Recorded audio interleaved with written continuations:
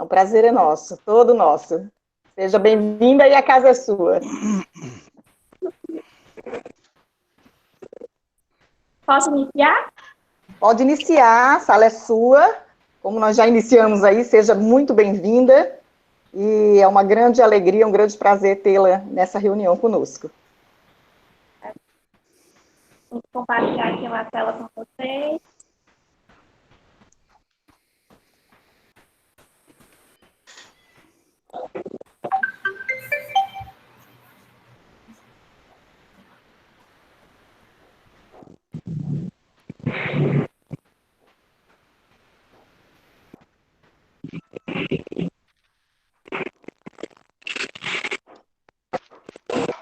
Vocês estão conseguindo visualizar o slide?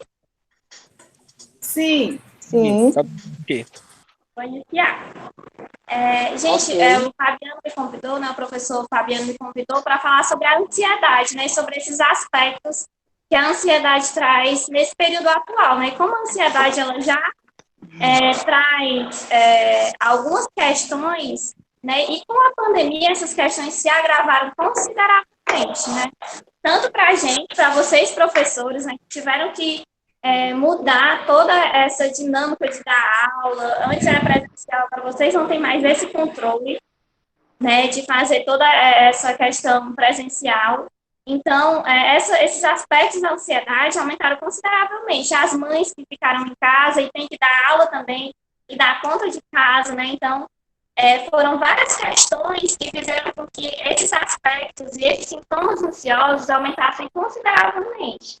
Principalmente naquele período que a gente teve que fazer esse isolamento social mais rígido, né, que a gente viveu com muitas incertezas, não sabia o que ia acontecer, se ia ser contaminada, alguém na família. E muitas pessoas também passaram por perdas significativas na família, né? Então, esses aspectos da ansiedade aumentaram e têm que ser vistos com outro olhar, né, a partir de agora. E aí eu trago aqui para vocês o que é essa ansiedade, né? Como é que ela se apresenta? A ansiedade é um sentimento comum a todos os seres humanos. Todos nós sentimos ansiosos em algum momento. Eu vou fazer uma viagem, vai acontecer um evento importante, como um casamento, ou algo que me deixe com um pensamento mais ansioso em relação a algo que vai acontecer. Então, todos nós sentimos, né? Apresentamos em maior ou menor grau. Mas quando esses sintomas ansiosos, que eu vou citar mais na frente, eles se agravam e prejudicam várias áreas da minha vida, como na escola, no nosso trabalho, na faculdade, na nossa casa, a gente deve procurar uma ajuda profissional. E aí, também mais lá na frente, eu vou explicar como vocês devem procurar, qual profissional e quando a gente deve procurar. A ansiedade, ela é muito prevalente, né? No Brasil, cerca de 18 milhões de pessoas apresentam sintomas da ansiedade, em menor ou maior grau. Né? Todos esses dados que a OMS traz, eles apresentam as pessoas que procuram, né, a ajuda em unidade de saúde, na UBS, e as pessoas que não procuram. Né? Então, pode ser que esse número seja um pouco maior. E esses dados é de 2018. Então, agora, talvez esse número talvez esteja também um pouco maior. Então, a ansiedade é um sentimento de antecipação a alguma ameaça futura. A gente sempre costuma falar que a ansiedade é a doença do futuro e a depressão é a do passado. É a síndrome que a gente faz. Então, a ansiedade é essa antecipação a uma ameaça do futuro, a algo que vai acontecer, a um medo futuro, né? A gente sempre coloca assim, que é um estado de apreensão, uma expectativa, né? A pessoa está sempre em alerta. Né? Por isso que a ansiedade apresenta essa agitação em várias partes do corpo. Aumenta o batimento cardíaco, a minha pressão sanguínea aumenta, por isso que você fica mais trêmula, por isso que às vezes apresenta tremores no corpo, relacionado ao sentimento de ansiedade, né? A ânsia que a gente chama. E essa expectativa é sempre que algo ruim vai acontecer. Né? Então, quando essa expectativa ela aumenta em exacerbado, que algo ruim vai acontecer, né? E o medo ele tem um objeto definido, a ansiedade não. Né? A pessoa assim, eu estou ansiosa, mas por que você está ansiosa? né, quando está na crise de ansiedade, ela não sabe denominar em relação a quê, se vai acontecer algo, não tem um evento predispositor, né, que a gente chama. Não existe um evento que esteja acontecendo, que vai acontecer, que deixe a pessoa ansiosa. Se está dando para entender, estou indo muito, muito rápido. Tá tranquilo. Tá tranquilo? Meninos? Então, pronto, ó. Obrigada. Então, não tendo esse objeto definido, não tendo esse evento que vai acontecer, a pessoa apresenta esses sintomas, esse sentimento que algo ruim vai acontecer, e aí dispara vários sintomas, que eu vou citar mais à frente para vocês, mas que é em várias áreas, né? Sintomas físicos, sintomas psicológicos, e esses sintomas vão afetar significativamente o cotidiano dessa pessoa. Esses sintomas, eles vão criando vários pensamentos negativos, tá? Algo vai acontecer com a minha vida, algo vai acontecer com a vida de um ente querido. Então, esses sintomas acabam desencadeando os pensamentos negativos e isso pode causar um outro transtorno, caso esses sintomas ansiosos não sejam tratados da forma correta. Então, eles criam também diversas cenas temidas, né? Além desses pensamentos, a pessoa também fica criando cenas de que algo vai acontecer e imagina essa cena acontecendo. E acompanha as reações físicas bem desconfortáveis que vou citar mais à frente para vocês. Como eu já citei, né, 18 milhões de brasileiros sofrem com ansiedade. O ambiente de crise, né, geralmente é formado por dificuldades financeiras, brigas na família, estresse na escola, no trabalho, e esse cenário de pandemia, como também já citei para vocês, aumentou consideravelmente esses sintomas ansiosos, o medo do futuro, né? Como eu já falei para vocês, a ansiedade ele apresenta uma reação de expectativa ao futuro, e a gente na pandemia, e a gente ainda está passando pela pandemia, mas naquele período de isolamento social mais rígido, era uma questão bem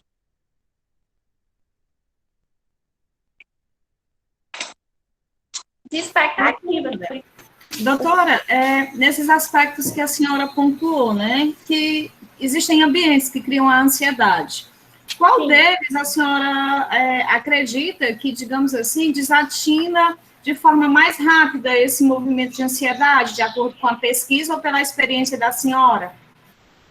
Assim, pela minha experiência de atendimento em situações de vulnerabilidade social, eu acho que as crises de ansiedade, elas se agravam consideravelmente em um ambiente vulnerável, né, vamos dizer assim, mas não é predisposto a isso, né, mas uma crise financeira, às vezes a pessoa não tem alimentação. Então, esse ambiente de vulnerabilidade social geralmente agravam esses sintomas ansiosos, mas isso não quer dizer que vai acontecer sempre nesse ambiente de vulnerabilidade, né, pessoas também que possuem um poder aquisitivo também apresentam sintomas ansiosos por outras questões, separações, né, então, assim, na minha experiência, eu vejo muitas pessoas desencadeando crises ansiosas em ambientes vulneráveis.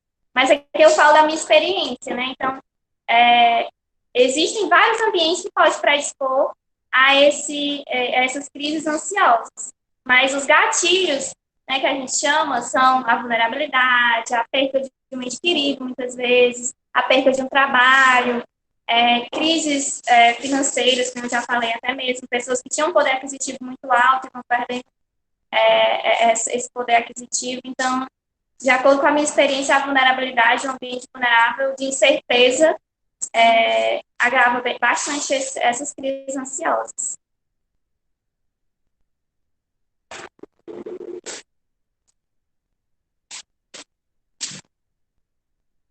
E aí, a gente falou, né, quais são esses sintomas, né, que eu citei várias vezes ali, existem sintomas, tem os sintomas, e aí, quais são esses sintomas, né? Geralmente, a ansiedade se caracteriza por uma apreensão, né, eu tenho uma apreensão, eu tenho medo, eu tenho um desconforto diante de uma situação do dia a dia, né, que aí, e caso seja desproporcional ao estímulo recebido, em que sentido?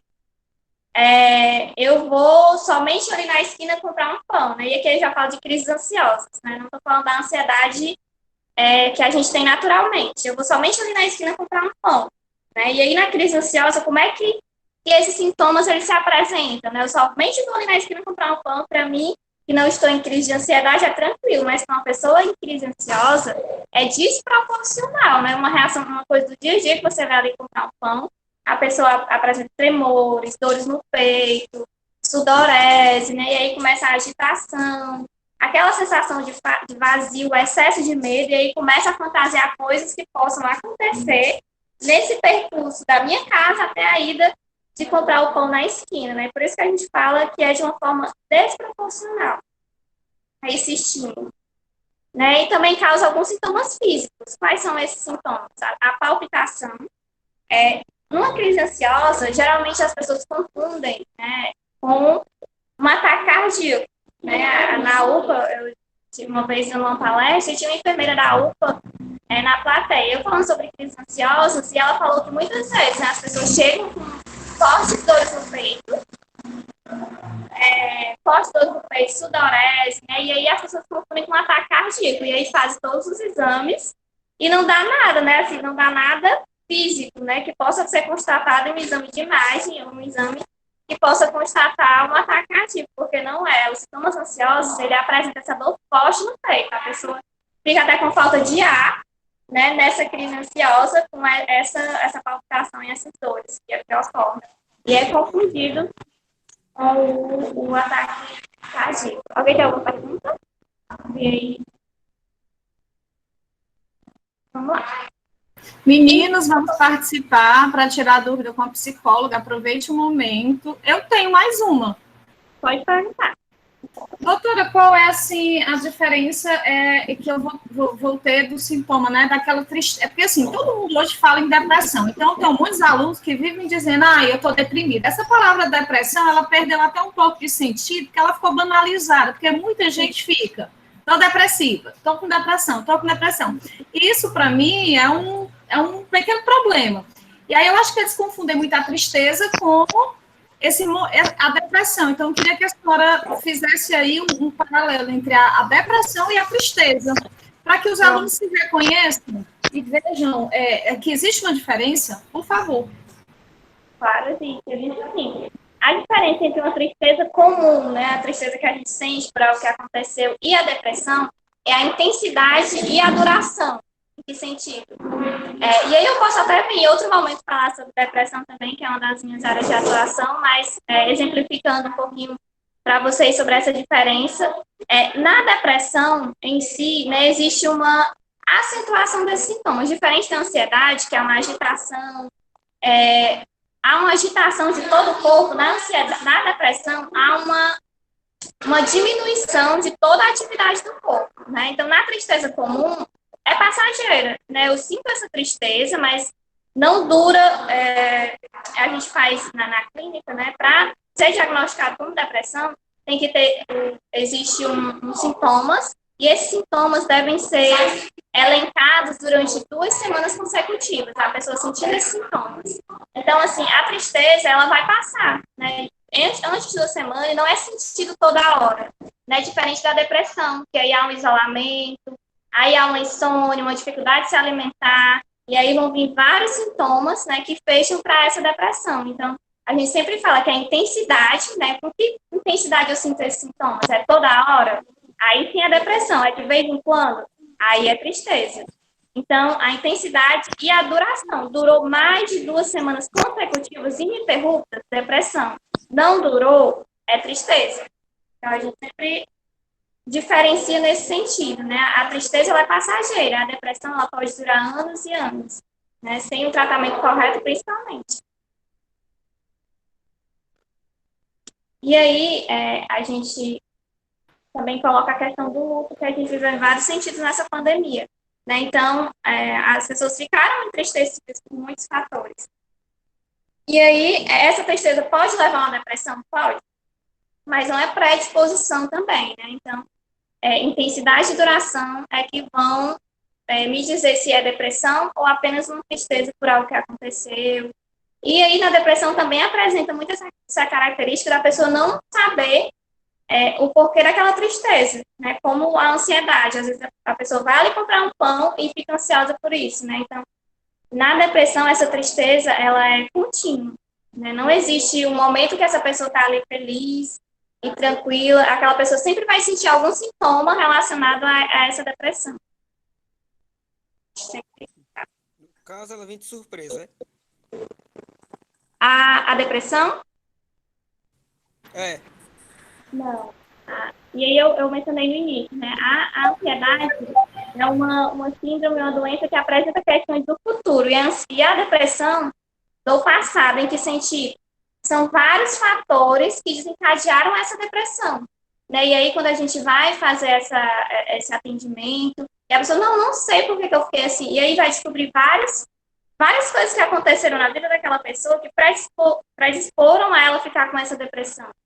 Teve separações, teve uma perda de um ente querido, e aí são coisas que aconteceram há anos, às vezes anos atrás, ou coisas que aconteceram há alguns meses atrás, e ela não deu a importância, e várias coisas fizeram com que ela tivesse essa depressão. Por isso que a gente sempre fala que a depressão é uma doença, é uma síndrome do passado, né? Porque ela é como se fosse juntando vários traumas, as várias coisas que a pessoa teve naquela vida, e ela apresentasse esse sintoma depressivo. E aí também entra em outras questões, que aí fala, todo mundo pode ter depressão, se acontecer abuso ou perdas na família, não, né? Porque aí tem a questão da multifatoriedade, né? Existe a predisposição genética, existe a predisposição do ambiente, existem várias predisposições para a pessoa apresentar esses sintomas de depressão. E aí eu não sei como precisar que uma pessoa passou por uma perda, ela vai apresentar os sintomas depressivos, né? Porque existe toda uma avaliação clínica para isso. Josiara, tem aqui no chat, né, na mensagem, tem uma pergunta que eu não sabia esse termo, né? Eu fui procurar ali no dicionário, né? Trouxeram aqui um termo chamado agorafobia. Agorafobia. É o medo mórbido de se achar sozinho em grandes... Deixa eu pegar o conceito aqui. Em grandes espaços abertos ou atravessar lugares públicos. Eu não sei falar sobre isso, eu fiquei curiosa. Pronto, vou falar um pouquinho para vocês sobre a agorafobia. A agorafobia, ela também se apresenta na ansiedade, né? Também apresenta sintomas ansiosos, né? Então, a gente fala que a ansiedade, ela possui vários subtipos de ansiedade, né? E a agorafobia é um deles, né? Quando a pessoa, ela apresenta sintomas, crises ansiosas, na verdade, ao se colocar em um espaço onde tem muitas pessoas em um espaço amplo, né? Então, a agorafobia aí ele vem, né, a nomenclatura para o agora, né? Mas não relativamente nesse sentido, mas relativamente a multidões, a locais de grande espaço ou grande amplitude. E aí a pessoa apresenta essa crise ansiosa, uma crise forte de ansiedade, que às vezes também tem que ser conduzido à unidade de saúde, né? Devido a essa. Então, a agorafobia, ela se apresenta nesse sentido e é uma das síndromes ansiosas. E aí são várias, né? E aí, como a gente falou sobre os espaços gatilhos para essa ansiedade, né? Existem essas experiências traumáticas, né? Como abuso, separações familiares, separações amorosas, que representam fatores de risco para essas síndromes de ansiedade, né? Que nem você falou agora, a agorafobia. Eu achei interessante, Josiara, porque os alunos que estão trazendo esses termos, eu não conhecia, né? E eu estou achando interessante. Aí, o aluno, ele tem um nome aí no chat Van Gogh, da mensagem, né? E eu queria identificar esse aluno que fez essa pergunta tão interessante, para que ele falasse um pouquinho para a gente, já que ele perguntou sobre isso, né? Seria interessante ele... Conhece alguém, né, que esteja passando por esse sintoma, seja nesses ambientes, seria interessante ele falar para gente. Josiara, porque a gente, por exemplo, está num espaço grande, a escola é um espaço grande e tal, como é que a gente vai trabalhar, vai lidar com essa questão dentro da escola? Pronto, assim, geralmente as pessoas que apresentam a agorafobia estão no espaço grande, por exemplo, uma escola, né? É interessante que ela não se abra esse pátio, a sala, ela dá essa contenção, né? Então, assim, se ela está em crise, porque assim, a ansiedade, ela não se apresenta em crise constante, né? Ela vai ter fatores que vai predispor essa crise. Então, a pessoa está em crise e sabe que tem essa questão, é interessante ela ficar na sala, né? Porque tem essas contenções que geralmente acalmam essas crises ansiosas, né? Então, se manter em um local que a pessoa ache seguro, né, para o gatilho das crises. Obrigada. Nada, qualquer coisa pode chamar aqui e dá certo. Então, vamos lá Luciara, né, Luciara, deixa eu fazer uma perguntinha. Pode perguntar.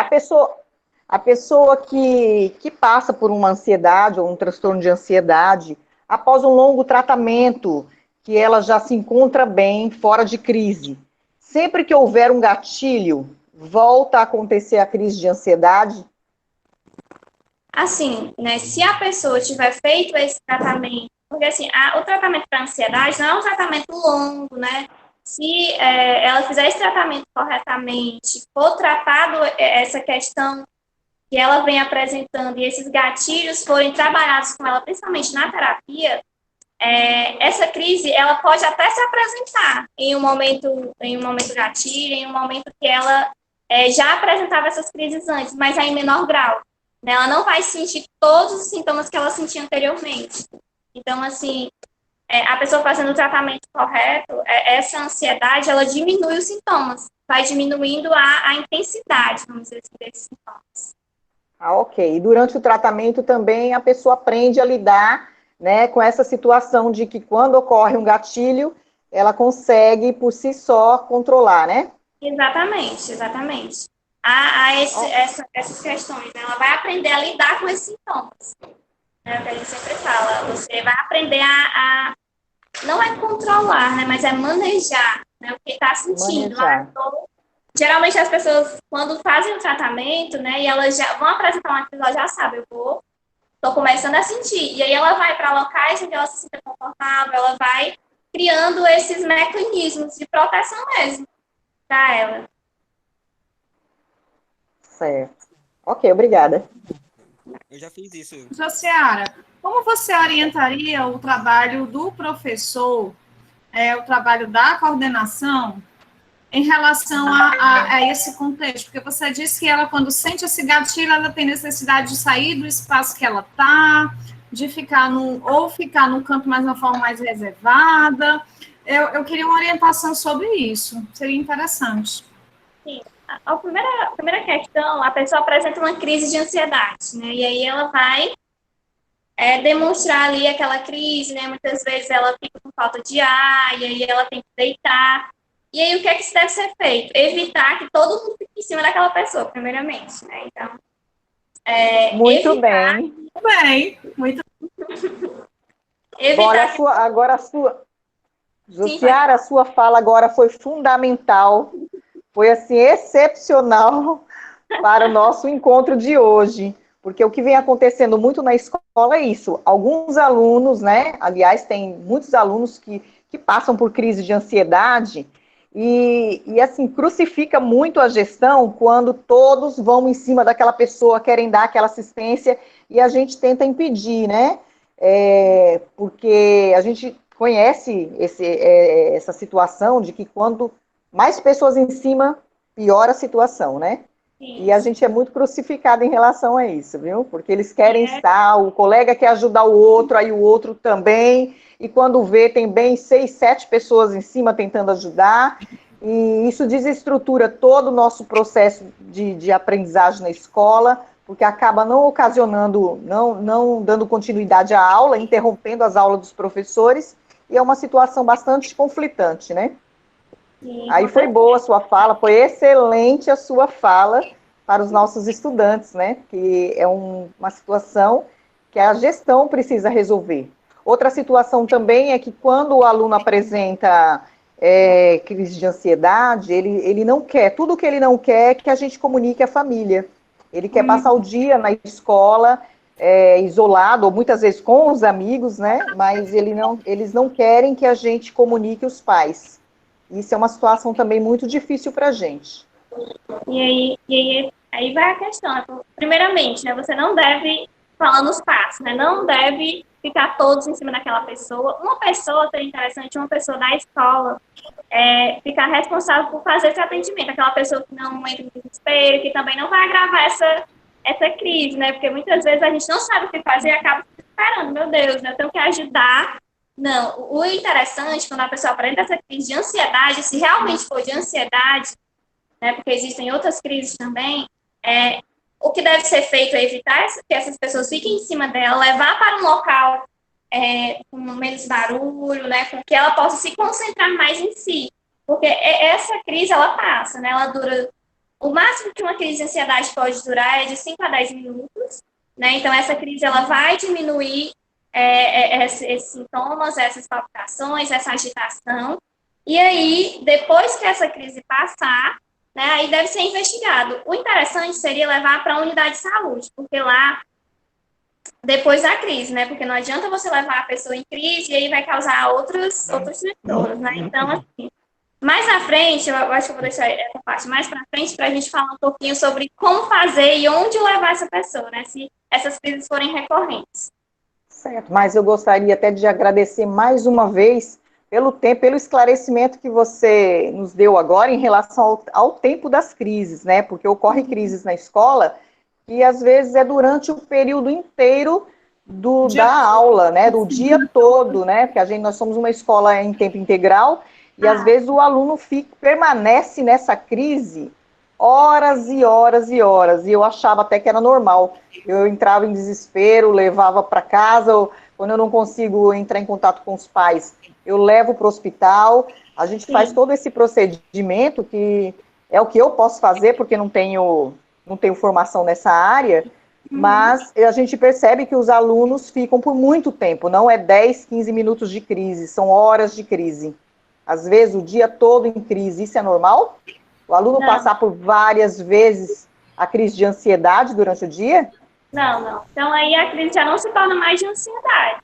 Aí o que pode ser, né, se essa pessoa fica em crise constante, aí a gente pode falar já de um grau mais elevado de ansiedade, que aí a gente fala de ansiedade generalizada, que aí é diferente do que a gente está falando aqui, porque é um dos tipos de ansiedade, é o mais elevado grau e a pessoa não tem controle por essa crise. E aí tem que ter um tratamento urgente, que a gente fala.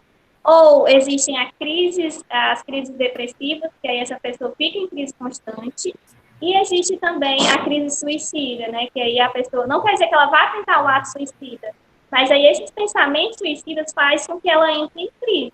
Então, aí são vários tipos de crise, né, a gente não fala só da ansiedade.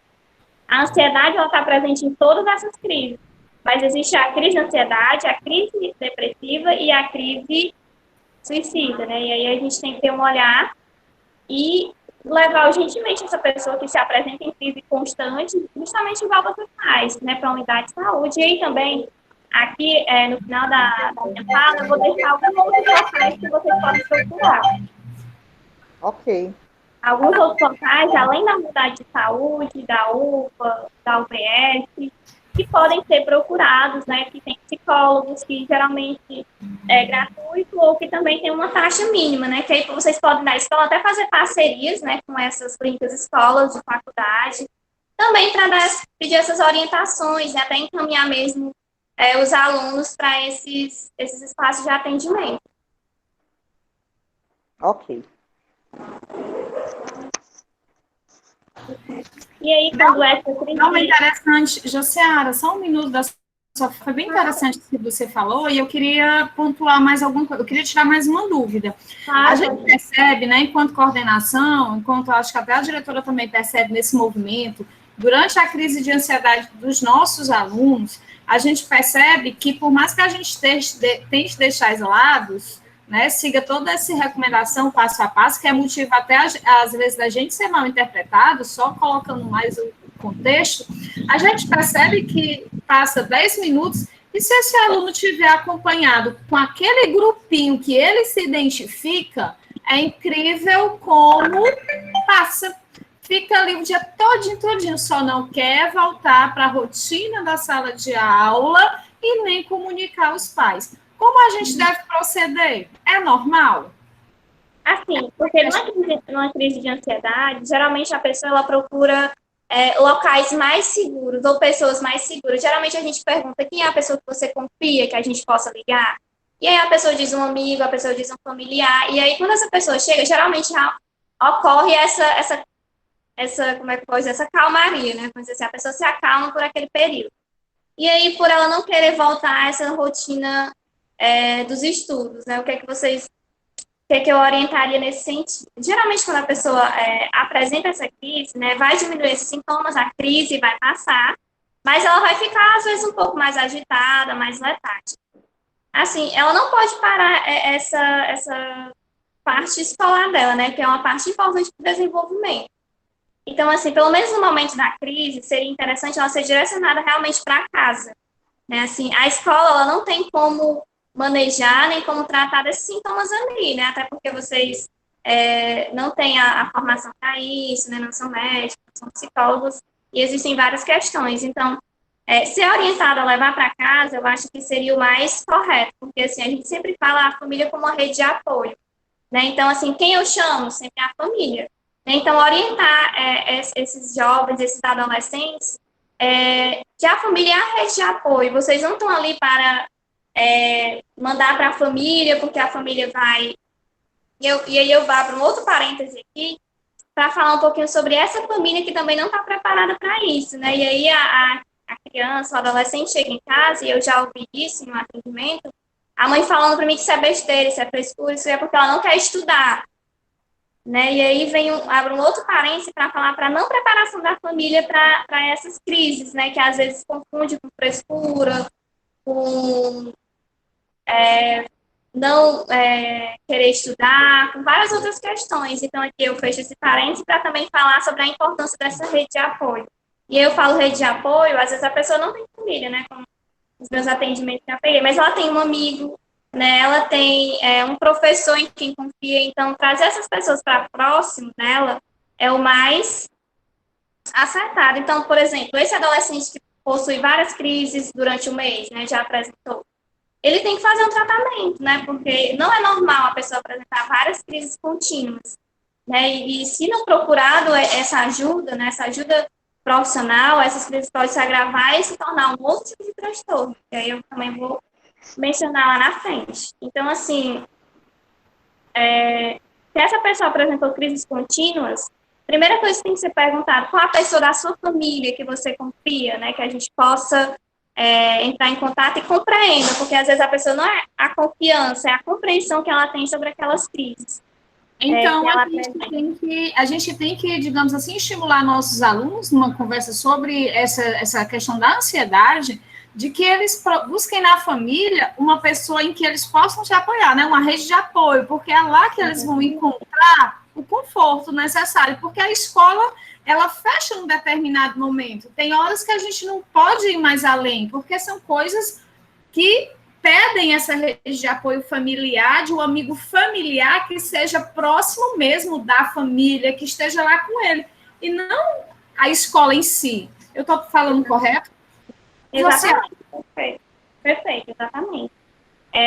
Assim, a escola, enquanto instituição, ela tem que se resguardar nesse sentido, né? Eu não posso deixar o aluno sozinho lá na unidade de saúde, eu não posso deixar o aluno... Não, ele vai com um amigo, né, sempre que ele apresentar essas crises, porque a escola também se resguarda nesse sentido, né? Eu coloquei esse aluno numa rede de apoio familiar, né, que ficou com ele, apoiou ele nesse sentido. Então, já vem a parte também da escola se resguardar, né, enquanto instituição. Muito obrigada. Mais alguma pergunta? Não?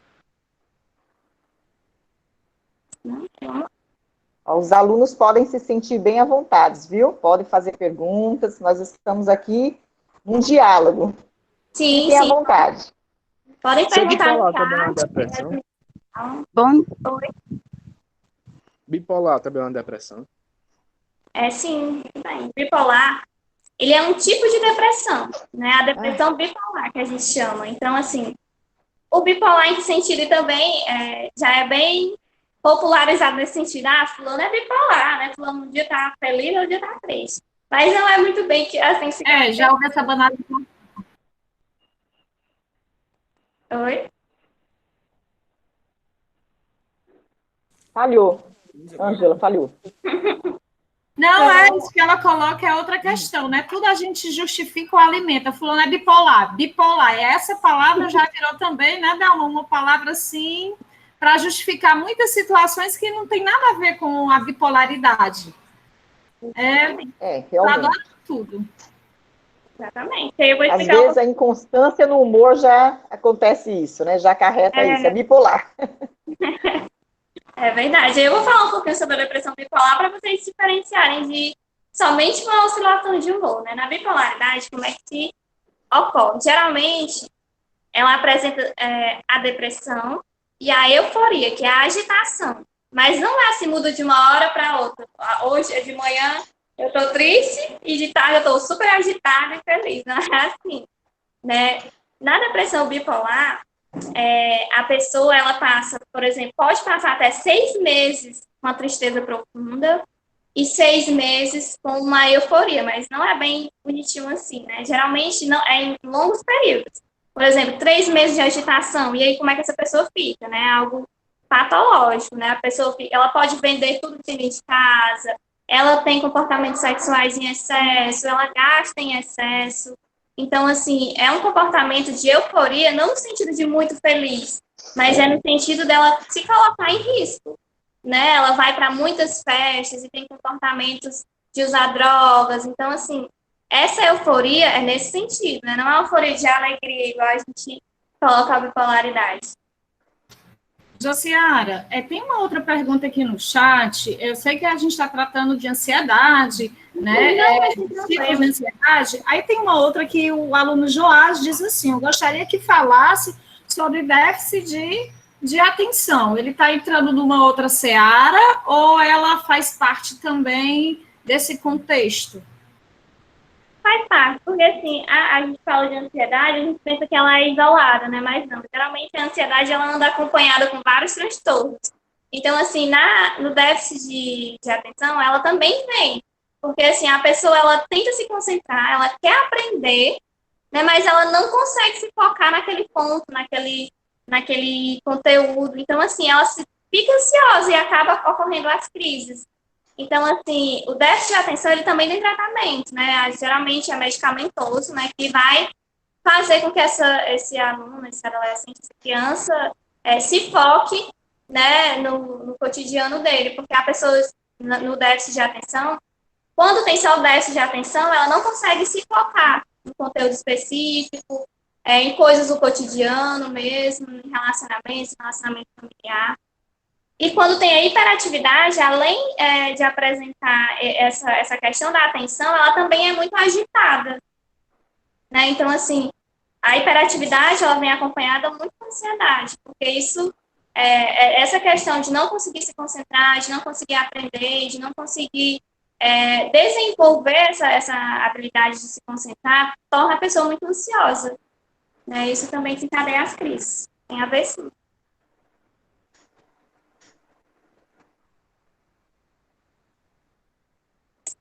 Mais alguma questão? Bom dia, eu tenho uma pergunta. Pode perguntar. Assim, a automutilação, ela é um sintoma da ansiedade? Pronto. E aí a gente já entra nessa questão, assim, recorrente, né? A automutilação. O que é essa automutilação? E aí a gente divide a automutilação em duas vertentes. Né, que a gente vem a automutilação quando tem uma intenção suicida, e existe a automutilação com a intenção de acabar com esse sofrimento, de diminuir esse sofrimento. E aí já atendi algumas pessoas que passaram pela automutilação, e aí tem várias questões que envolvem. Na automutilação, quando não tem intenção suicida, a pessoa ela sente um vazio, uma dor psíquica, né, uma dor que ela não sabe explicar, muito grande. E aí ela tenta a vazão, né, por essa via da automutilação, que não é a via que vai acabar com esse sofrimento, que vai atenuar essas questões. Né, a gente sabe muito bem. Então, assim, e a automutilação suicida, ela vem de uma forma mais agressiva, né? Ela ali quer acabar com aquele sofrimento, tirando a própria vida, diferente da autolesão, que a gente chama. E essas questões, né, tem a ver com a ansiedade também, né? Como eu falei, a ansiedade, ela ela nunca anda sozinha, né? A gente sempre fala, a ansiedade dificilmente anda sozinha, né? Ela vem acompanhada geralmente com alguns outros transtornos, geralmente agrava mais ainda esse processo ansioso. Então, assim, na autolesão, o que deve ser observado, né? E o que deve ser tratado?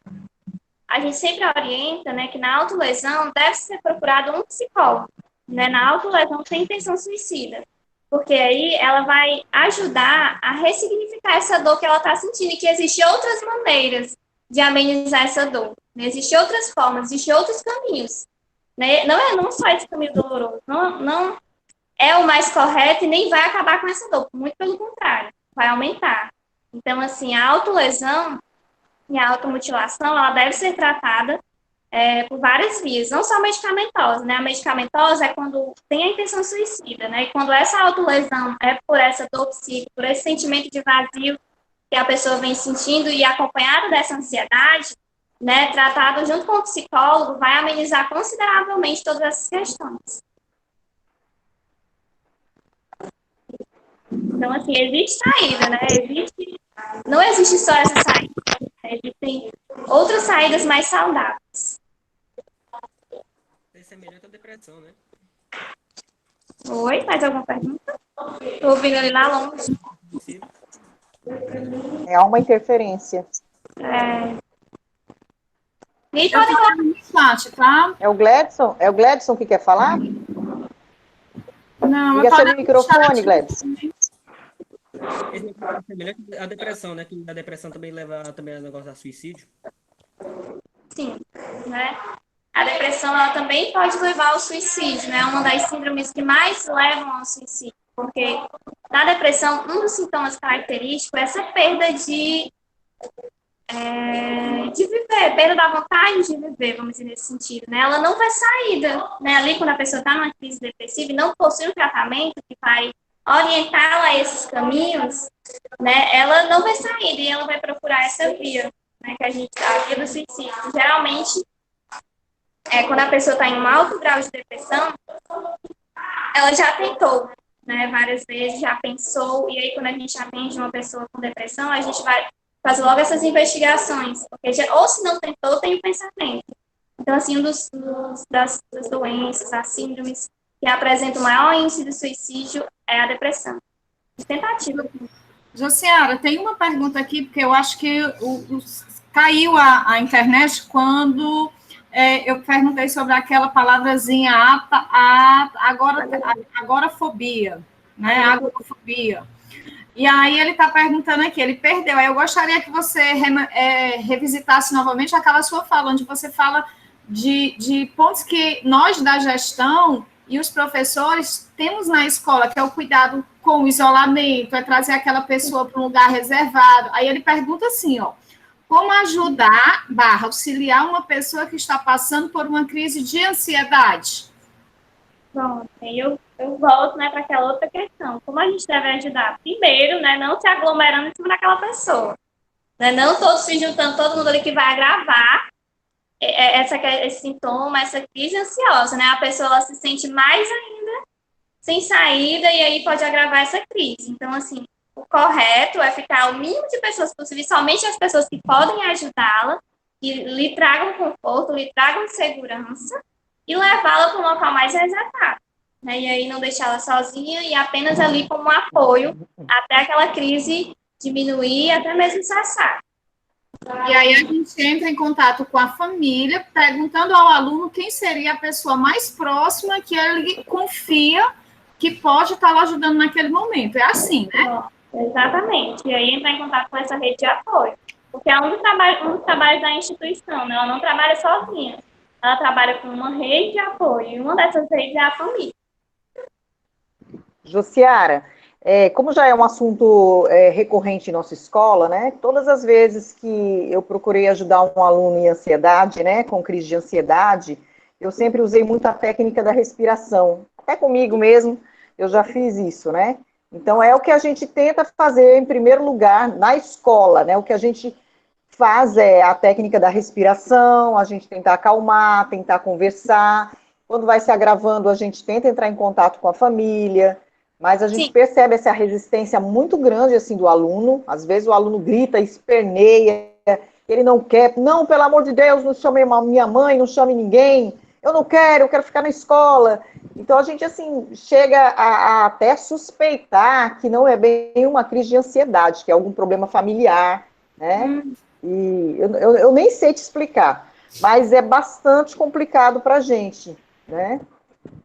E é recorrente isso. Então, eu gostaria até de os alunos que estão nos ouvindo agora, que estão, né, participando desse momento, que o procedimento da escola é correto, né? Até porque eu tenho assim, estudado muito a respeito e a gente tem um procedimento bem coerente com essas situações. O que a gente não sabia é que essas crises duram em média 10 a 15 minutos. E aí eu fiquei bastante surpresa com o tempo de uma crise, fiquei muito surpresa. E passei já por várias situações em estar o dia inteiro me dedicando àquele aluno, até às vezes chegar a ponto de da gente perder um pouco a paciência, né? Porque não é algo que dá para permanecer na escola, né? Uma crise que dure o dia todo. Não tem como a gente manter o aluno o dia todo com crise dentro da escola. Não, jamais, assim. E aí vocês fazem super correto mesmo, assim, e essa crise durando o dia inteiro, né, durando vários dias, a gente já sabe que não é só crise de ansiedade, existe outro companheirinho aí que também pode estar acompanhando. E essa resistência da família é comum em que sentido? Muitas vezes a família não sabe que o adolescente passa por essas crises, muitas vezes está ocorrendo questões na família, e são questões variadas, né, questões de brigas entre a família, questões de abusos, questões de aí a gente vai envolver várias questões, né? Que aí a gente também tem que deixar claro que a família não é só pai e mãe, né? Existe irmão, existe tios, né? Existe outras pessoas que você pode acionar. E aí, quando você fala família para o aluno, ele vai ligar para a minha mãe, né? Às vezes está com uma questão com a mãe. E aí também orientar nesse sentido, ó, se você não quiser sua mãe, seu pai, a gente pode chamar um outro familiar. Quem você confia, um primo, né? Sempre maior de idade, né? Que possa se responsabilizar por essa pessoa. Mas, assim, lógico que tem que ser comunicado aos pais, né, porque eles são os responsáveis, mas, assim, a gente não precisa acionar diretamente eles, né? Pode vir outra pessoa, um tio, um primo, uma pessoa que você confia, né? Então, assim, para auxiliar, porque às vezes está com uma questão com a mãe, uma questão com o pai, e esse pai chega, né? E aí essa crise pode se agravar. Então, assim, existe outra rede, né? Existe outros familiares, né? A pessoa só foca na mãe e pai, não vai chamar minha mãe e meu pai, né? A avó também pode chamar. Então, uma pessoa maior que possa responsabilizar por esse aluno também pode servir como essa rede de apoio. Ok. Alguém deseja fazer alguma pergunta? Alguma colocação? Em algumas situações também, nós acionamos a Secretaria de Saúde e nós tivemos o agendamento com esse grupo de alunos, né, com a psicóloga. E assim, durante esse agendamento, teve a consulta com o aluno e depois a psicóloga pediu que os pais, né, se apresentassem também, queria ter uma conversa com os pais. E aí a gente percebe, nesse momento, que o pai, muitos deles, né, se isenta dessa responsabilidade. Não pode ir, não pode comparecer, porque tem que trabalhar, e deixa essa responsabilidade totalmente a cargo da escola. Isso vem dificultando muito o nosso trabalho. Exatamente. Trabalho na questão da aprendizagem do aluno, que fica muito prejudicada. Sim. E, assim, eu não sei qual o bairro, né, da escola de vocês, mas seria interessante também solicitar, quando voltarem, essa questão mais presencial, até mesmo online, né, uma capacitação, não é uma capacitação, orientações, né, para os alunos também nesse sentido, para os pais, né, a questão da responsabilização, né, a questão, assim, a rede de apoio também funciona, por exemplo, essa psicóloga, né, ela poderia também fazer oficinas, né, que trabalhassem as emoções, né, outras questões também, e a escola, não sei se tem esse tempo, né, não entendo como é o horário de vocês. Assim, já que não pode ter esse atendimento pontual, e eu até entendo porque a demanda do município, né, principalmente Fortaleza, é grande, eu sou de Maranguape, mas, assim, essa parceria, né, ficar mantida com essa UBS, mesmo que ela não possa fazer esses atendimentos individuais, mas possa fazer um trabalho grupal ali uma vez no mês, não sei como poderia ser. Já que tá sendo tão recorrente esses crimes, né, pela fala de vocês. Ai, eu ia adorar, Thelma. Eu vou te fazer uma proposta, Jussiara. Um encontro como esse, bem esclarecedor, porque acho que está sendo um momento ímpar, com os nossos pais, os pais dos alunos que a gente tem, né, esses problemas, né? Aí você aceitaria o convite? Claro, aceitaria sim, seria um prazer estar com ele, Olha aí né? que coisa boa, que coisa Com boa. Porque licença. a gente não consegue trabalhar sem a ajuda da família. Sim, é super importante, extremamente. Tem alguém querendo fazer uma pergunta? Com licença. Vitória. Semestre passado, a gente teve uma letiva na escola, que foi até com um professor de física, que a escola disponibilizou um curso, uma eletiva, que era autoajuda. Era mais ou menos assim o tema que a gente teve semestre passado. Uhum.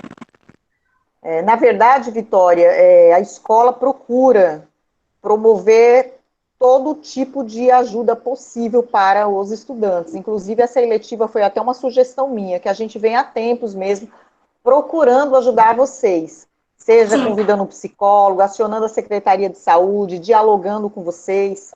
E aí, no caso, Ciara, a escola está muito aberta para isso. E a gente encontra assim, muitos conflitos, né? Que às vezes, quando não sai do jeito que o aluno deseja, acaba até perdendo o respeito pela gente que está tentando ajudar, né? A gente se sente, às vezes, em certas situações, desrespeitado com a agressão do aluno, de alguns estudantes, e aí deixa a gente muito desconfortável. Eu imagino, assim, né? Porque.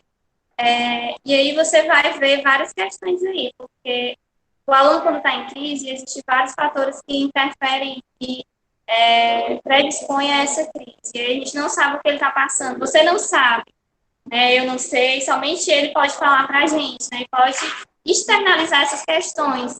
E ele acaba ficando agressivo por achar que vocês não estão entendendo uma coisa que vocês não sabem. Então, assim, a importância da fala, né? E aí eu falo nesse sentido da minha profissão, a importância de você externalizar. Eu não tenho como adivinhar, a diretora não tem como adivinhar, os professores não têm como adivinhar o que você está passando. Mas, assim, se você se sentir confortável, né, em externalizar isso para alguém, vai ser, eu não digo nem transformador, eu digo o quanto isso vai aliviar, né, esse sofrimento. Porque, às vezes, a gente acaba prendendo muito aquilo, e isso vai adoecendo, né? E aí, quando eu externalizo, ó, tá acontecendo isso, e eu não tô mais suportando. E a crise vem a partir disso. Quando eu não estou mais suportando, eu externalizo. E quando eu não externalizo de uma forma espontânea, o corpo, ele coloca para fora de uma forma mais agressiva.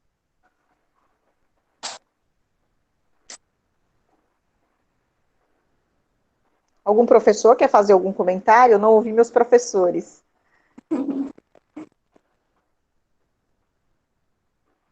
Fabiano, a Isis. Não, assim, né, Delma? Eu O povo tá tímido. eu tô só observando vocês falar, né, a Josiara também, né, para a importância desse acompanhamento, né, dessa fala dela com toda a escola, com todos nós, para a gente ter um novo olhar, né, uma nova direção, né, então, por isso que é muito importante a gente escutar, né, a voz dela, né, para a partir de hoje a gente ter né, com essa direção, com essas orientações, a gente ter um novo caminhar, né? Que a gente, como você sempre falou, né, Delma, a gente nunca está sozinho, né? E a gente sempre precisa do outro, né? Então a Josiara tá dando essas orientações para a gente, para mostrar que a gente nunca está só, né? Que a gente sempre precisa do outro, né? E que é através do outro que a gente vai conseguir vencer os obstáculos que aparecem na nossa frente, né? Então, eu só queria falar isso, tá certo? É como eu falei, né, Jussiara, é um momento muito rico, e é uma pena que nem todos os alunos estão participando, né, poucos estão participando, mas eu acho que tenho certeza, eu tenho certeza que esse momento contigo vai nos dar, assim, um direcionamento bem melhor. E os alunos também que estão assistindo pode começar agora também, né, ter um novo olhar em relação a esse assunto, principalmente com os colegas que passam por essas situações em sala de aula, que muitas vezes agridem o professor, né, com xingamentos, acaba querendo, até agressão física, se a gente não segurar muitas vezes, acaba acontecendo, e eu acho isso, assim, nos dias de hoje, vem abalando muito a nossa estrutura emocional também, tanto dos professores como da gestão, a falta de respeito, a falta de educação, que o aluno às vezes confunde que ele está tendo um problema de ansiedade, então ele tem que agredir as pessoas com palavras, né, agredir o professor, interromper, desrespeitar a aula do professor. Então, a partir de agora, os alunos que estão assistindo também podem passar agora a ter um novo olhar, né? E ajudar, né, a direção, a Exatamente. coordenação, não vendo mais a gente como o grupo que está indo de contra o sentimento que você está sentindo, porque a gente faz todo esse processo, Josiara. Essas etapas que você anunciou aqui são procedimentos que a escola já adota, né, que a gente já foi orientado pela Delma para fazer esse tipo de atendimento, e é incrível como alguns alunos se recusam a entender e fazem exatamente isso que ela está colocando. Partem para uma agressão verbal, às vezes querem partir para uma agressão física desnecessária, e você fica no envolto ali, sem um direcionamento, esperando um momento que dê um start nesse pessoal, e você possa tranquilizar, apoiar e dar continuidade ao procedimento, né? Chamando a família como rede de apoio. Muito importante isso. Pronto. Mais alguma questão? Alguém gostaria de perguntar? Para a gente continuar? Não? Vamos lá. E aí, aqui eu já mencionei várias vezes, né, que a agitação, essa dificuldade de se concentrar, esse excesso de medo, esse isolamento, a insônia, falta de confiança, e aí vem várias outras questões físicas que eu mencionei. Palpitações, sudorese, dores no peito, e aí esses sintomas vão se agravando caso não ocorra o tratamento. E aqui a gente já passa para o tratamento. E aqui a gente fala desses sintomas, né, quando eles são leves e perduram por 6 meses ou mais, e aí prejudicam na escola, no trabalho, em relacionamentos amorosos e familiares, deve-se procurar ajuda para realizar um tratamento. E aqui ele fala, né, que dependendo do grau de comprometimento, o profissional pode ou não indicar o uso de medicamentos. Se esses sintomas estão prejudicando consideravelmente, eles são crises constantes, a pessoa não consegue controlar essas crises, aí sim vai ser passado, indicado uma medicação. Mas também vai englobar uma série de fatores, né, como a alimentação, lazer, o apoio familiar, e aí faz parte do tratamento, né, e a ajuda de um profissional psicólogo. Quando esses sintomas eles são mais leves, o profissional psicólogo ele vai conseguir manejar nesse sentido. Né, mas quando essas crises são constantes, aí sim precisa de ajuda medicamentosa. Que aí é passado na UBS, nos postos de saúde, nos locais de apoio mesmo, né? Assim, que possa orientar nesse sentido de medicação.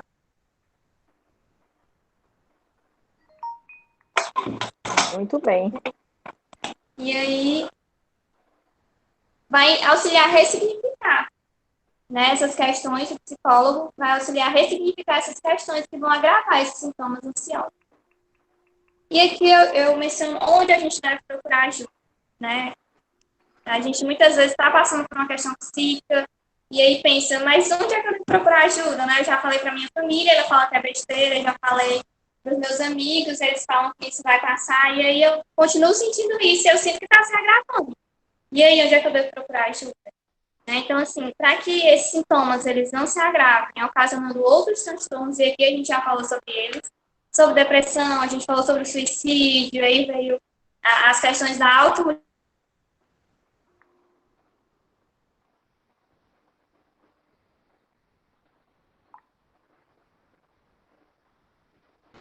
Acho que caiu, Delma. Thelma? Eu tô vendo aqui. Oi, eu tô ouvindo. Eu tô gravando, tá certo?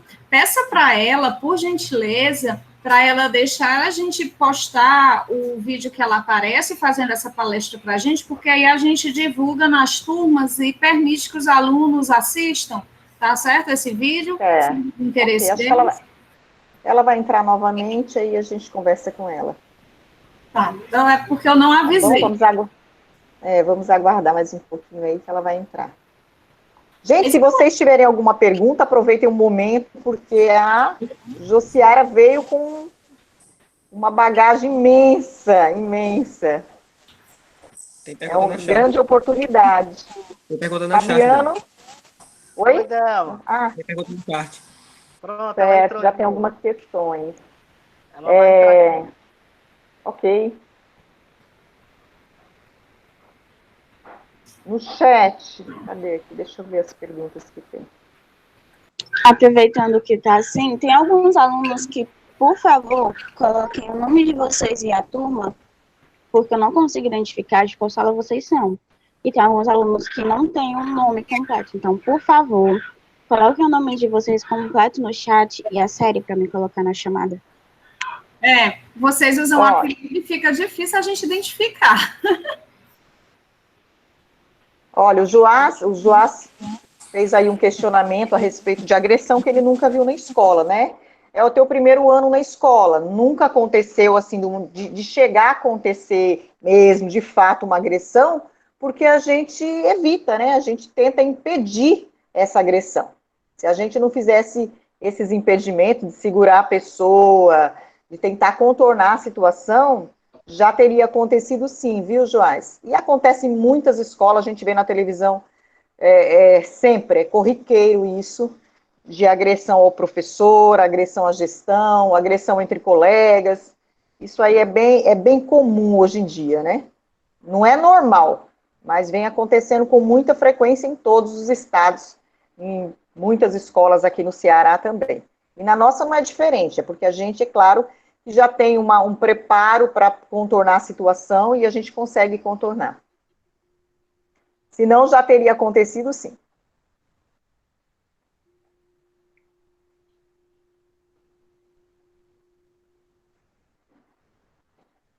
Gente, esse silêncio é porque caiu tudo aí ou não?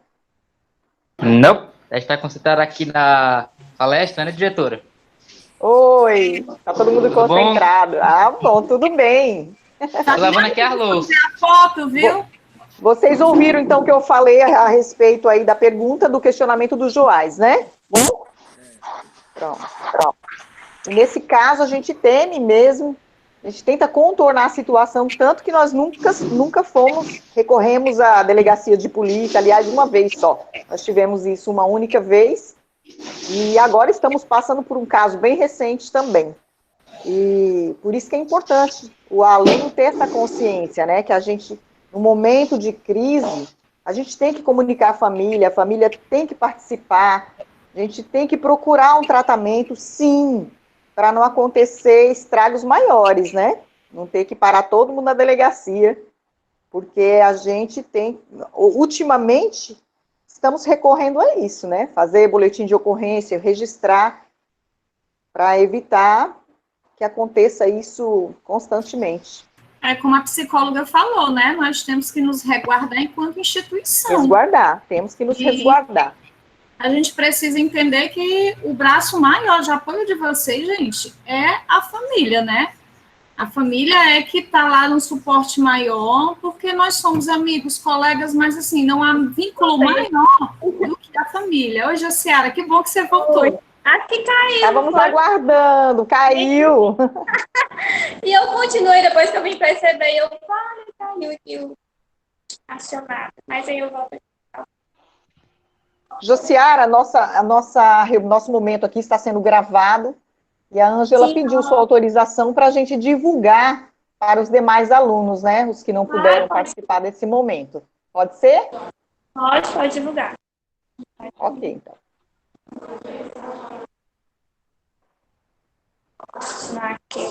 Ó. Pronto. E aí vocês ouviram a parte do tratamento? Deu para escutar a parte do tratamento? Sim, Josiara, tem uma sim. pergunta aqui de uma aluna. Pode perguntar. É assim, é uma pergunta muito assim, pessoal, mas eu achei legal que ela colocou aqui no grupo, abriu como uma roda de conversa em diálogo que fica aqui, né? Não é para servir de nada negativo, mas como exemplo. Aí ela coloca aqui, ó. Como lidar com o alcoolismo na família? Meu pai e muitos familiares meus bebem. E sempre que isso acontece, tenho vontade de sair de casa. Inclusive, em eventos em família, também tenho medo de acabar bebendo também. Olha a pergunta dela, como eu entendo como gatilhos para a crise. E aí eu queria que você comentasse. Claro, sim. E aí a gente falou naquela questão da família, né? Perfeitamente. Às vezes está acontecendo coisas na família que a escola não sabe, né? Que os amigos não sabem. E essa pessoa apresenta uma crise, mas como assim? Plano perfeito, um aluno exemplar, e aí apresenta essas crises, né? E você não sabe o que está acontecendo. E aí ela trouxe perfeitamente essa questão da família dela, né? Ela apresenta essas questões e muitas vezes ela pode até apresentar essas crises, né, em menor grau ou maior grau, não sei. E aí vai depender. E aí ela traz isso, né? E aí o que é que eu faço, né? E não é só ansiedade que eu tenho que tratar. E aí essa questão que está acontecendo na minha família que me causa ansiedade. O que é que eu vou fazer? Né? Como que eu vou conseguir lidar com isso? E aí eu tenho medo também de me envolver nessas questões de bebida. E aí, aí vem as orientações, né? O que é que eu devo fazer? Como manejar essas questões? Porque, assim, o alcoolismo, ele tem tratamento. Mas aí o tratamento, os familiares, o pai, a mãe dela tem que querer realizar esse tratamento. Né? O tratamento é realizado no CAPS, né? E aí pode ser pedido uma orientação no posto de saúde para realizar esse encaminhamento. Se os pais ou a mãe dela, não sei quem realiza esse uso de bebidas, quiserem realizar esse tratamento, né, o posto de saúde, ele pode fazer esse encaminhamento para o CAPS e aí o tratamento é feito de forma contínua. E aí vai diminuindo esse uso e, consequentemente, a pessoa para de fazer o tratamento. Mas e aí, Josiara? Se essa minha família não quiser fazer esse tratamento, como que eu vou lidar com isso? Né? E aí tem outras questões. Esse uso de bebidas, né, ele causa agressões físicas, psicológicas. Esse uso de bebidas, ele afeta a dinâmica familiar, né? E aí vem o tratamento psicológico, né? E aí as pessoas que estão nesse ciclo não querem realizar o tratamento, mas eu posso, né? Eu posso, enquanto querer sair daquela situação, então, enquanto pessoa que não quer passar por isso, né? Realizar o meu tratamento psicológico, realizar a minha psicoterapia, e aí eu vou sabendo lidar com essas questões. Né? Muitas vezes a gente acaba fazendo um acompanhamento psicológico, trabalhando essas questões para lidar com problemas que não são nossos. E aí vem essa questão. Né? Se essa família quer fazer esse tratamento, ótimo, existe esse tratamento. Né? Existem locais que podem acolher essa família.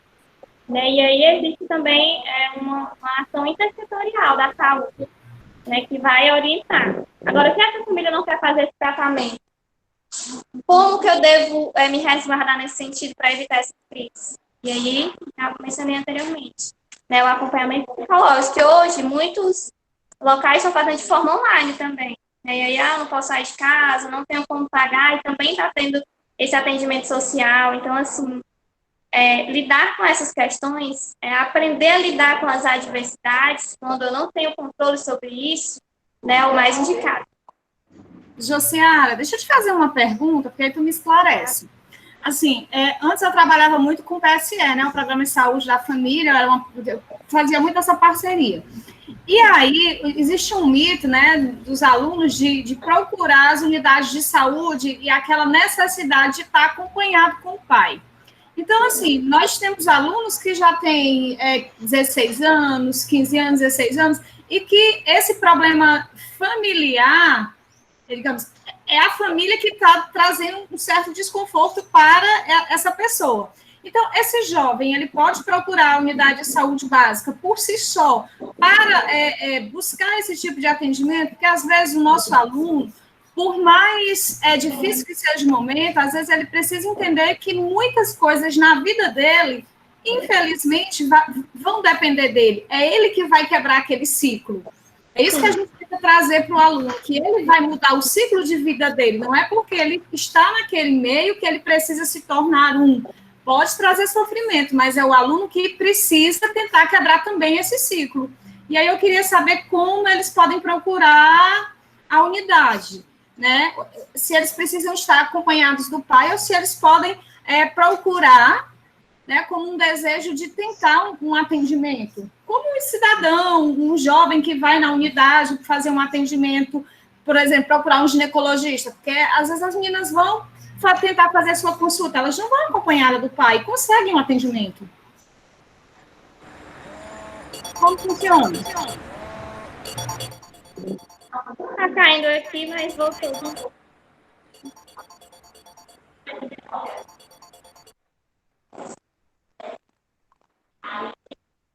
Pronto. Assim, deu para ouvir a pergunta, né, que foi feita, se ele pode ir sozinho a essa unidade de saúde, não foi? Foi, sim. Pronto, assim, infelizmente não, né, e aí eu menciono outra, novamente aquilo que eu falei, né, pode ser que ele não vá com o pai ou com a mãe, mas ele pode ir com um profissional, uma pessoa responsável da família, um tio, um primo de maior, ele sempre tem que acompanhar de uma pessoa maior de idade. Independente se é pai ou mãe, né, ele pode ir lá como responsável. Infelizmente, os profissionais não estão orientados a atender uma adolescente, né, 15, 16 anos, que vá sozinho a esse atendimento. Né? Ele necessita de uma pessoa ali responsável por ele. Josiara, pois obrigado por me esclarecer, porque quando eu fazia parte do PSE, né, eu não sei se era porque aconteceu as visitas na escola, e aí a gente tinha esse profissional e ele já sabia que era da escola, então ele acolhia o menino lá para fazer o atendimento, e ele dizia, olha, você não precisa ir com o seu pai, você vai se cuidar, faça a sua prevenção, apareça lá, você vai recolher camisinha, você vai ser atendido, tá entendendo? Então eu achei que o atendimento pudesse ser estendido, então era um erro. Então, assim, nesse caso aí, a escola ficou como instituição responsável. Né? Aí já vem outras questões. Foi a escola se responsabilizava nesse sentido, né? Foi feita uma parceria com a escola. Não, tinha a parceria do PSE, né, que atendia aquela unidade, mas, assim, dizer que a escola foi lá e firmou isso, não, era uma fala da enfermeira-chefe que mobilizava, entendeu? Não sei, aí sempre me pareceu que era permitido. Obrigada pelo esclarecimento. Infelizmente, a gente não pode atender, assim, né, sozinho, desacompanhado, assim, a gente não realiza esse atendimento. Né, porque, às vezes, a gente sabe que o sistema adoecedor é a família, né, e aí essa pessoa vem com essa família e adoece mais ainda, né, mas, infelizmente, a gente não pode atender o adolescente sozinho. Exatamente. Sim, e eu trouxe alguns números para disponibilizar para vocês das clínicas escolas, e aí caiu mesmo na hora que eu estava falando. Mas aí eu vou botar aqui de novo, caso alguém queira tirar um print, né? Ótimo. Queira ligar, algum dos alunos, né, que estejam acompanhando. E aqui nesse caso, né, eu acredito que como está fazendo online também, talvez ele possa até procurar sozinho, né, o atendimento psicológico, a orientação psicológica. Pronto, aqui ó, a clínica, né, tem a UF, assim, o que eu sei que está funcionando e está realizando os agendamentos é a Ateneu, a Pitágoras, a Fometro, a Nassau, a Unicristos e a Unicol. E também a UFC, ela tem um sistema de plantão psicológico. Né, e eles estão fazendo o atendimento online. E aí você pode marcar, e são poucas sessões, são mais uma orientação, né, que os alunos de lá fazem, eu já conheço também. Interessante, né, são profissionais comprometidos, assim, então, plantão psicológico. E aí eu vou passar para o professor Fabiano, alguns links, né, e esses números, né, para ficar mais fácil, caso alguém se interesse, queira mais informações, eu passo para o WhatsApp do professor Fabiano. Ok, Jussiara, agradecemos.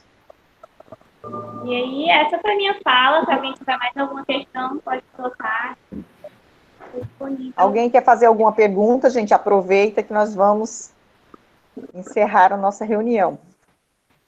Eu tenho uma pergunta. Digamos assim que, por exemplo, eu sou líder de sala, então eu tenho convivência com alguns alunos, já tenho pegado uma certa intimidade com alguns alunos. Se um aluno chegar para mim falando sobre uma determinada situação, como é que eu posso direcionar esse aluno para um centro de apoio, para me conseguir fazer aquele aluno procurar ajuda?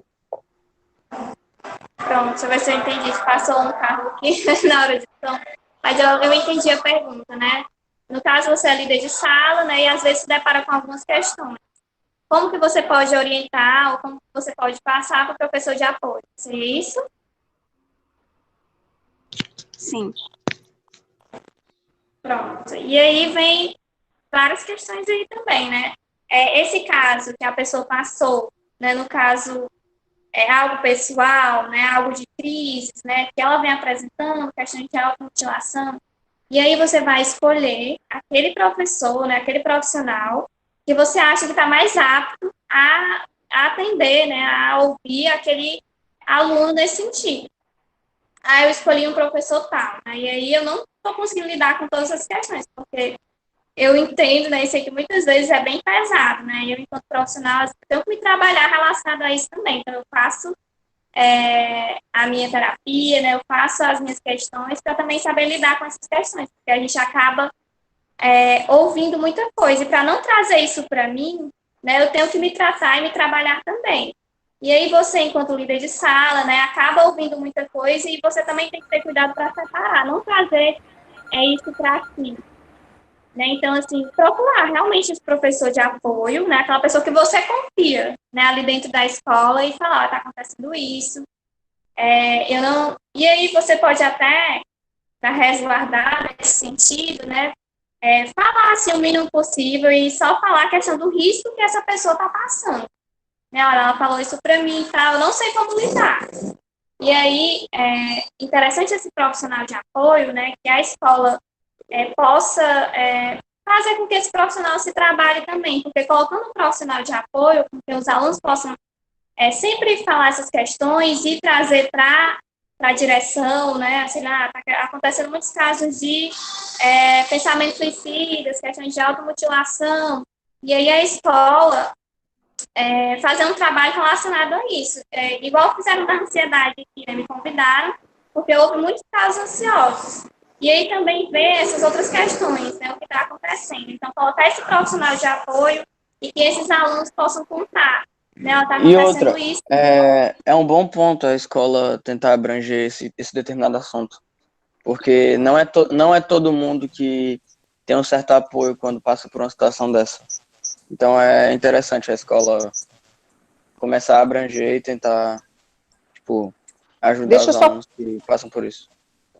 Olha, minha conexão caiu, mas eu gostaria de complementar essa fala aí, né? No caso, a Josiara já havia dito que, no caso do aluno que é liderança de sala, ou líder de um grêmio estudantil, né? É bom deixar bem claro que vocês, assim, são braços de uma gestão, certo? Parceiros de uma gestão. Vocês não têm essa autonomia para tomar frente de uma situação tão delicada, que cabe a vocês sempre procurar um PDT, procurar um professor da confiança, ou procurar a gestão, tem que ser comunicado isso, a gestão, certo? Não atravessado para ir procurar uma outra ajuda, vocês não podem tomar a frente disso, porque é algo muito sério. A liderança de sala, Grêmio Estudantil, são parceiros, tá? São parceiros. É muito importante deixar claro isso. E as instâncias, né, Thelma, precisam ser respeitadas porque a gente precisa saber o que está acontecendo. Aí Verdade. O professor vem para a gente, e aí a gente vai fazendo os encaminhamentos dentro do procedimento padrão, ordenado, porque tudo tem uma sequência. Porque nós Mas, somos instituição. ok, respeita aí, mas tipo, tem aquele tipo de aluno que tá passando por alguma coisa, etc., quer pedir ajuda, mas tem medo de acontecer alguma coisa de ruim. Possa vir junto com ele. No final do respeito disso. Isso aí realmente acontece. Mas a Jussiara, ela deixou bem claro. Ao mesmo tempo. Sim, que tem que procurar esse professor de apoio. E aí é interessante, por exemplo, eu não quero ir sozinho, né? E a pessoa fala para esse líder, eu não quero ir sozinho, né? Você poderia me acompanhar, esse professor de apoio, para me auxiliar? E aí eu acho que essa pessoa também pode ir, né? Se ela se sentir à vontade, se ela, esse líder de sala, né? Mas não guardar para si, ou então comentar com outros alunos, porque isso acaba agravando a situação dessa pessoa que confiou, né? Que falou sobre suas questões. Então, assim, esse professor, esse profissional que a pessoa escolher para falar sobre essas questões, é sempre interessante ter, né, essa referência, quem eu procuro, né, porque eu não posso, esse líder de sala não pode ficar com isso para si e tentar se responsabilizar por essa questão, né, porque muitas vezes é questão de vida. Mas ele precisa entender, né, Jussiara, que ele precisa comunicar. E outra coisa, a pessoa com quem ele está tendo esse contato precisa colocar, enquanto instituição, a gestão a par do que está acontecendo. Não é só uma relação de confiança, é uma relação do responsável pela escola saber o que está acontecendo. Porque, às vezes, a gente não sabe o que está acontecendo e acaba sendo surpreendido por uma situação. Então, a gente precisa, dentro da escola, construir essa rede de apoio com segurança. Então, o nosso líder de sala de aula, ele é o braço, como a Delma disse, é uma extensão do núcleo gestor, é um braço direito. Ele vai fazer uma ponte com o PDT, que é um professor diretor de turma, que é um projeto que existe na escola. Você conheceu até o Fabiano, ele é um professor diretor de turma que faz esse acompanhamento emocional, socioemocional, pedagógico, traz a informação para o núcleo gestor, e aí a gente senta, conversa com o aluno e dá os encaminhamentos, vai para a rede de apoio da família, vai para a rede de apoio das instituições que apoiam a escola, como o CAPS, né? O CAPS. Então, a gente vai usando os braços. Aí chega um momento em que o braço da instituição ele precisa parar para dar lugar ao braço da família que vai abraçar, que vai acolher. É isso que nossos alunos precisam entender. Chega um ponto em que a família, então eles têm que ter na família, ou próximo daquele vínculo fora da escola, essa rede de apoio com quem eles vão contar. Exatamente. Importante. Perfeito. Muito bem. Perfeito a sua colocação, né? Assim, fazer com que esses líderes de sala eles tenham uma confiança, né, de que a instituição ela quer o bem dos alunos nesse sentido. Então, assim, relatar, falar sobre fulano, então, Otávio que chegou para mim muitos casos de automutilação, né, de pensamentos suicidas, de crises ansiosas. Então, a escola ela vai procurar caminhos, né, junto com esse aluno, junto com essa família, junto com essa rede, porque a escola não está sozinha. Para o aluno saber lidar com essas questões, né? Aprender a lidar com essas questões. Então, assim, a escola está aqui, talvez foram crises de ansiedade, relataram crises de ansiedade, e a escola trouxe esse momento. Então, assim, ela pode trazer outros momentos também, tendo ciência do que está acontecendo, né? Sabendo o que está acontecendo, o que foi relatado, ela pode fazer esse trabalho. Então, assim, ver a escola como essa rede de apoio, não como um punidor ou aquela instituição que vai recriminar, mas a escola como uma rede que vai apoiar nesse momento de sofrimento psíquico, de questões familiares também. Exatamente. Luciara, só especificar a pergunta. Isso tudo eu já entendi. O que eu estou querendo saber é como é que eu posso conscientizar o aluno de ele procurar ajuda, porque eu não posso pegar a situação de um aluno sem o conhecimento dele, repassar para a coordenação, essas coisas, porque antes eu tenho que ter o consentimento do aluno.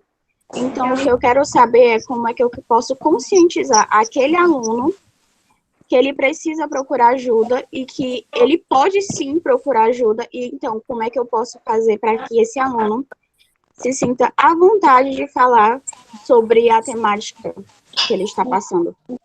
Bom, vou dar vou falar logo assim, posso falar? Pode. Tipo, o aluno se sentir à vontade, como podemos dizer, lá no meu lado vamos dizer, como eu sou divertido, eu gosto de falar com a pessoa, eu tento tentar ver a pessoa tentar ficar calma, primeiro procurar a pessoa ficar calma, obviamente, e segundo, perguntar o que aconteceu e procurar a raiz do problema e conseguir ajudar a pessoa a melhorar e procurar a pessoa responsável. Como, por exemplo, a diretora, os professores, ou qualquer responsável. Está por perto para ajudar aquela pessoa que está com aquele problema. E agora, algum psicólogo ou algum médico, qualquer coisa assim para ajudar nessa situação de caso. Assim. Muito bem. Algo importante, complementando a sua fala aí, Vitória. Existem situações que o aluno não quer. Vamos dizer, você detectou que sua amiga está com um problema, certo? Mas ela não quer que você diga à gestão, certo? Ela não quer que você diga a ninguém, nem comunique família, nem nada. O que pode acontecer se você não fizer isso? Vamos supor que essa pessoa cometa suicídio. Então, se você está percebendo que ela precisa de uma ajuda, você deve sim procurar alguma pessoa para ajudar. Se ela resistir a essa ajuda, porque pode acontecer algo mais grave, como já aconteceu na minha família. É frescura, é isso, vai procurar um psicólogo. Não, eu não vou, não quero que você conte para ninguém, não quero que você conte para ninguém. E a pessoa simplesmente botar uma corda no pescoço e se dá. Então, a gente tem que saber que nós estamos ali para ajudar. Independente daquela pessoa querer ou não, certo? Se ela disse que não quer, você tem que compartilhar isso com alguém. Você não pode guardar para você. Certo? Isso é adoecedor, Vitória. Assim, nesse sentido, existe um protocolo para isso também, né? A diretora falou perfeitamente nesse sentido. Existe um protocolo, a pessoa chegou para mim, né? A gente, profissional, tem um sigilo também. Mas aí, quando eu vejo que isso traz risco para a vida da pessoa, isso vai acarretar outras questões, eu tenho que comunicar a alguém. Eu, enquanto profissional, também. Então, assim, mas a pessoa não vai mais confiar em mim, porque você está ajudando, né? Ela não veio procurar ajuda, né? Você está conseguindo uma forma, você está procurando um jeito de ajudá-la, resguardar a vida daquela pessoa. Josiara, isso, de certa maneira, é um tipo de omissão de socorro, né? O que vocês precisam entender, alunos queridos que estão nessa função de liderança, é que vocês são uma ponte, um elo, e vocês foram eleitos porque vocês têm um olhar diferente, uma responsabilidade diferente, talvez uma forma de pensar um pouco diferente daqueles colegas que elegeram vocês. Então, assim, dentro da escola, é preciso que vocês também tenham essa autonomia de não achar que estão sendo fofoqueiros, que estão traindo a amizade de vocês, porque é uma outra situação. Se aquela situação põe em risco o aluno dentro da escola, põe em risco a comunidade da escola, você tem que prestar atenção que tem um outro ambiente ali por trás. Não é só o seu amigo, né? Você precisa defender todo um contexto. Então, é importante que o líder de sala entenda isso. Ele não está sendo traidor, ele não está sendo fofoqueiro, de jeito nenhum. Até porque existe um protocolo ali. A gente não faz comentários sobre vocês. O que às vezes acontece na escola é que vocês dizem que não comentou e só falou para fulano, quando a gente percebe, né, o telefone sem fio já está rodando a escola todinha, e aí a gente já sabe por outras questões, e aí começa uma confusão. Normalmente acontece assim, mas se você sabe que aquela situação está em risco, você precisa falar, porque aquilo é uma missão de socorro. Oi. Posso falar? Pode, Gessene. Tudo bom, amor? Tudo. É por isso que na escola, 95% dos alunos não confiam em falar, sabe? Preferem guardar para si mesmo por causa disso. Porque as pessoas ficam mangando, ficam falando isso, ficam falando aquilo. Aí eles preferem falar ou ficar calados. Geiciane, tu chegou já um pouquinho assim, pelo menos tu apareceu agora na minha imagem. Tu chegou um pouquinho atrasada, porque a gente já falou um pouquinho sobre ansiedade, e aí a Vitória trouxe um ponto, né, de questão de como agir estudar, de como falar, porque às vezes você passa o dia lá na escola, você conversa com seu amigo, mas aquilo está lhe angustiando porque está atrapalhando a sua rotina escolar. E a gente, o núcleo gestor, o professor, ele precisa saber o que está acontecendo. O professor é a ponte, para ser, o professor e a coordenação é para ser a ponte de apoio mais segura que você tem ali. Agora, a psicóloga Geiciane trouxe uma informação que, às vezes, quando a gente conversa com vocês dizem assim, eu não quero que chame meu pai, eu não quero que chame minha mãe. Não é, Josiara? E aí você trouxe a informação de que a família precisa ser a sua maior rede de apoio. Você tem que ter alguém em casa, né, que seja da sua confiança, que possa lhe dar o suporte que você precisa, porque enquanto instituição a gente não consegue fazer muita coisa. É isso que vocês têm que ficar atentos. Aí a Geiciara pode dar uma palavra para a Geiciane, né? Porque a Geiciane, ela conversa muito com a gente, ela tem algumas coisas assim, bem pessoal dela, né, Geice? Geiciara? Oi, sim. Muito bem colocado, né, pela professora, assim, a família, ela precisa ter essa ponte, ter essa rede de apoio, né, a escola, ela não trabalha sozinha, ela tem toda uma parceria com várias instituições, com a comunidade, e a família, essa rede primordial é a ponte do aluno, família, né, e escola, aluno, então, tem que ter essa pessoa, e eu já mencionei que não precisa ser só pai e mãe, você tem uma maior de idade, você tem uma tia, você tem alguém da sua família que possa lhe dar esse conforto, essa segurança, naquele momento de crise. Então, assim, identificar essas pessoas que possam lhe auxiliar nesse momento é super importante, que é de, assim, extrema recomendação, né, que tenha na família essa rede. Entendi. Aí, eu vou finalizando minha fala, que eu vou voltar aqui para o meu trabalho, com prazer. Estar com vocês nessa manhã, né, falar um pouquinho sobre a ansiedade, sobre esses aspectos, sobre vários temas aqui que a gente está vendo. E foi super interessante, né, agradecer o Fabiano pelo convite. E espero que tenha ajudado vocês, né, a auxiliar nesse momento, aos alunos a lidar com essas questões. Espero que vocês reflitam, né, sobre todas as questões que a gente trabalhou aqui. Jussiara, nós é quem agradecemos a sua presença, acho que foi um momento muito rico, bastante proveitoso para todos nós, e eu convido você para um próximo momento, viu? Agradeço aí ao professor Fabiano, que fez esse convite, que é um professor muito parceiro da gestão, parceiro dos estudantes, e vem contribuindo muito com o nosso trabalho. Muito obrigada mesmo. Você foi excelente, muito esclarecedora.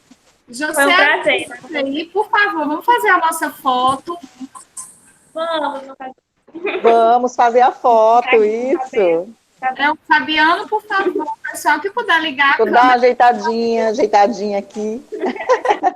Fabiano muda o tipo de apresentação de tela para caber mais gente, para a nossa foto, com print. Acho que é tu que está no comando aí. Acho que ele não tá aqui, não. Ele não me respondeu. O negócio de tecnologia deixa a gente um pouquinho atrapalhado. Ele tá com o microfone fechado, ele. Não tô aqui. Pronto, agora vai dar certo. Peraí. Que a internet tá meio ruim, já tá travando.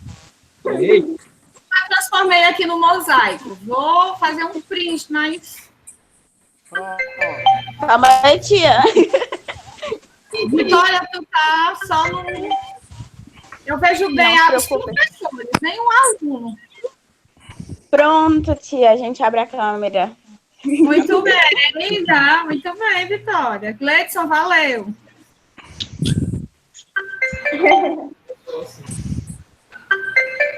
Obrigada, Josiara. Obrigada a todos que compareceram. Delma. Ok, Tchau, obrigada. Beijo a todos. Josiara, em nome dos alunos, muito obrigada por esse momento maravilhoso. Por nada, Vitória. Prazer. Eu conhecer a todos. Tchau, até a próxima, né? Tchau. Até a próxima. Beleza. Fabiano. Oi, Delma. Oi. Fabiano, nossos agradecimentos. Você foi show e escolheu muito bem a psicóloga para representar esse assunto, assim, né? Para discutir, nos inteirar sobre esse assunto tão em evidência na nossa escola. Muito bom, obrigada mesmo. Valeu a parceria, você é nota 1000. Obrigado, Débora. Eu que agradeço você, a Ângela, o Vandir, tá bom? Todos os professores e todos os alunos, viu? Por esse apoio trabalhado junto, tá bom?